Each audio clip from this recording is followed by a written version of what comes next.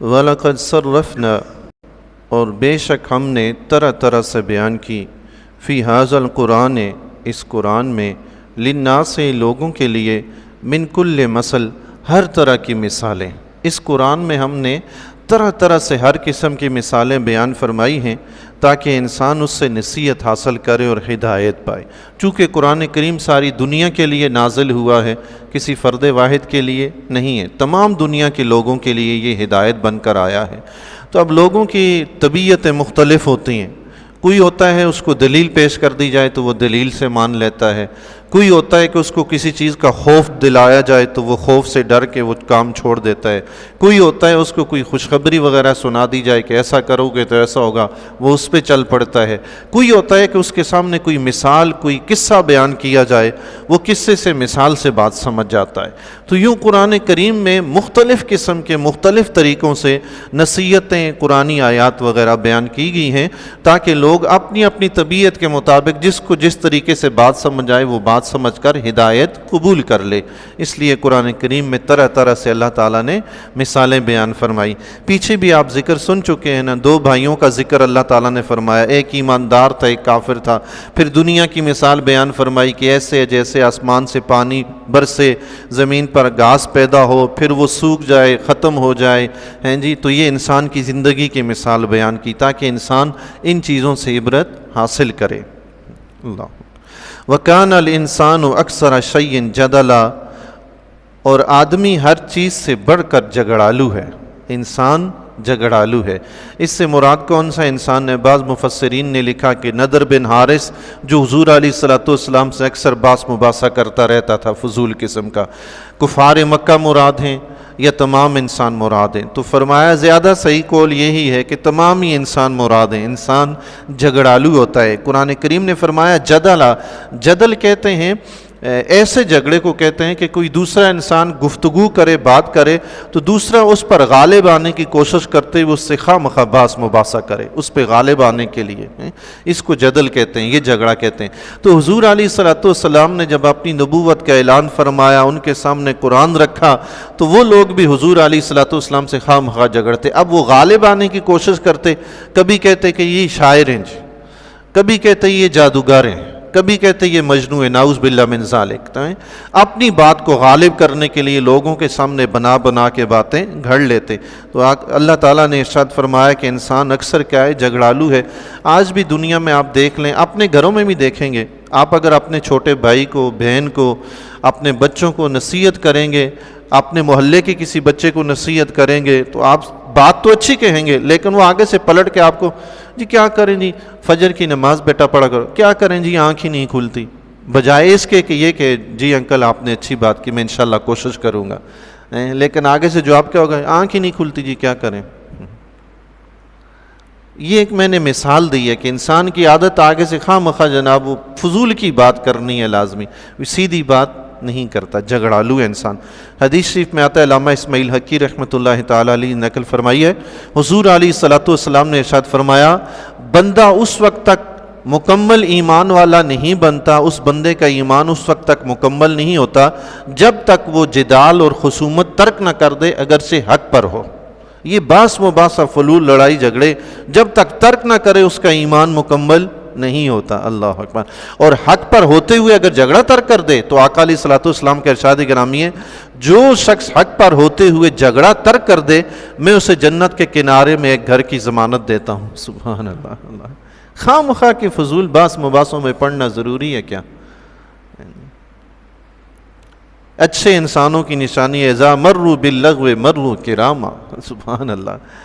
فضول بات کے پاس سے بھی، فضول چیزوں کے پاس سے بھی گزرتے ہیں، مروا کراما، شرافت سے گزر جاتے ہیں۔ سبحان اللہ۔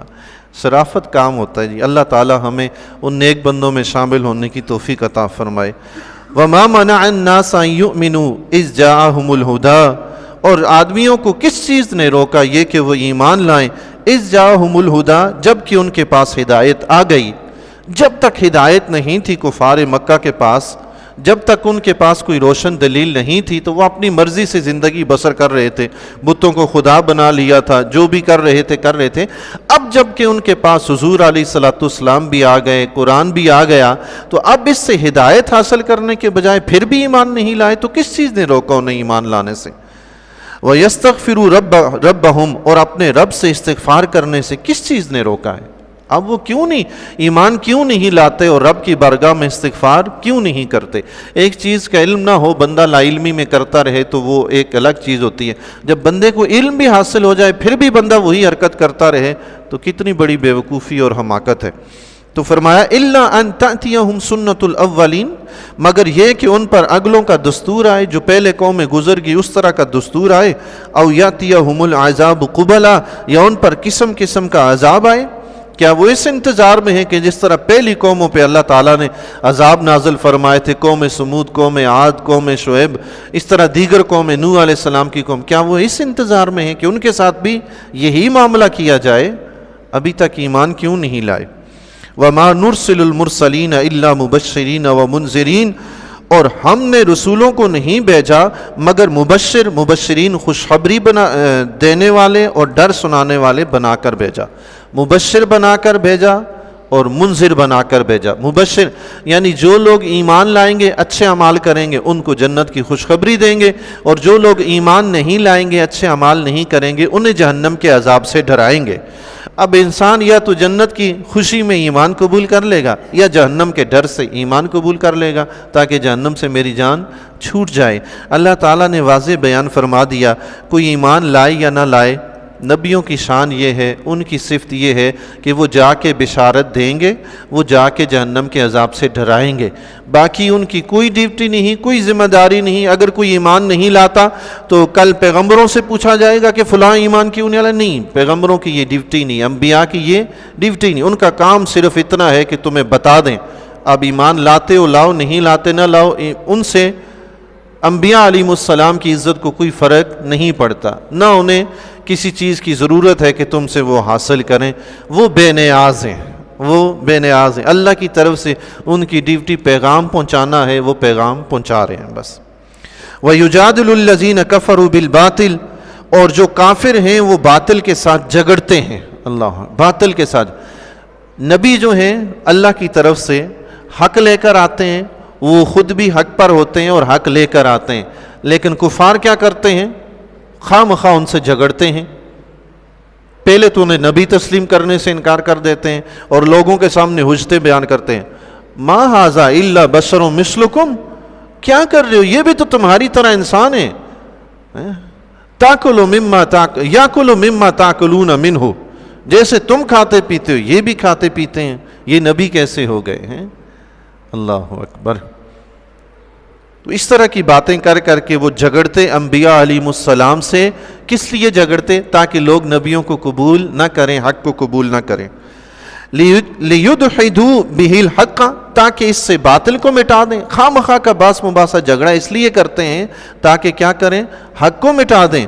وَاتَّخَذُوا آیَاتِي مَا أُنذِرُوا هُزُوًا، اور انہوں نے میری آیتوں کی اور جو ڈر انہیں سنائے گئے تھے ان کی ہنسی بنا لی۔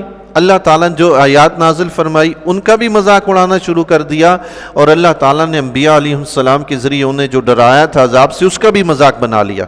مذاق کیسے بنا لیا؟ حضور علیہ السلام جب انہیں جہنم کا ڈر سناتے، عذاب کا ڈر سناتے، تو وہ کفار کیا کہا کرتے تھے؟ جو ایمان نہیں لاتے تھے کہتے تھے وہ جو عذاب آپ کہہ رہے تھے لا سکتے ہیں تو لے آئے نا جی، ہم بھی دیکھیں، لے آئے نا ہم دیکھیں۔ اللہ اکبر، استغفر اللہ۔ گویا ان کے نزدیک کوئی حقیقت ہے ہی نہیں، تو وہ مذاق کرتے ہوئے کہتے تھے اگر ہے تو عذاب لا کے دکھائیں نا جی، آپ روز ہمیں ڈراتے رہتے ہیں ایسا ہو جائے گا ویسا ہو جائے گا، تو کر کے تو دکھائیں، ہم بھی دیکھیں کہ ہے کیا۔ نعوذ باللہ من ذالک۔ اللہ تبارک و تعالی قرآن و حدیث سے ہمیں نصیحت حاصل کرنے اور سیدھے راستے پہ چلنے کی توفیق عطا فرمائے، آمین۔